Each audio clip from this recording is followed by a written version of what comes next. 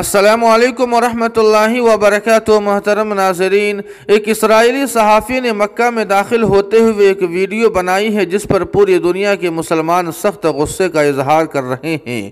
خاص طور پر عرب کے غیور دیندار نوجوان حضرات سوشل میڈیا، خاص طور پر ٹویٹر پر اس صحافی کے خلاف آواز اٹھا رہے ہیں کیونکہ اس سے مسلمانوں کو سخت تکلیف اور اذیت پہنچائی گئی ہے۔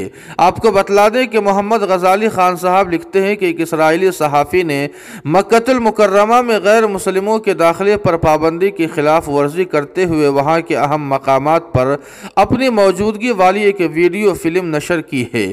اسرائیلی ٹیلی ویژن 13 پر نشر کی گئی اس فلم میں چینل کے نیوز ایڈیٹر گل تماری کو مکۃ المکرمہ میں کار سے سفر کرتے ہوئے دیکھا جا سکتا ہے۔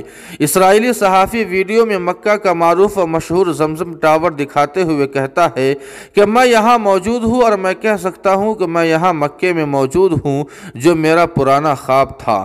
ناظرین کرام، گل تماری کو واضح طور پر مکہ گیٹ سے مکۃ المکرمہ میں داخل ہوتے ہوئے دیکھا جا سکتا ہے۔ اسرائیلی صحافی گل تماری نے عرفات پر بھی تصاویر لی ہے۔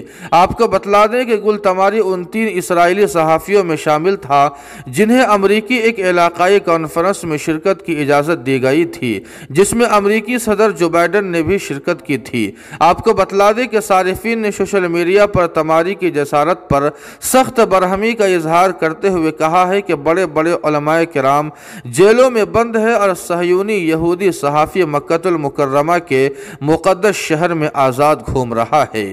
جی ہاں ناظرین کرام، اس خبر کے متعلق آپ کی کیا رائے ہے؟ کمنٹ کر کے ہمیں ضرور بتائیں۔ ویڈیو کو لائک اور شیئر کر دیں اور قاسمی جی کے کو سبسکرائب کرنا نہ بھولیں۔ والسلام علیکم۔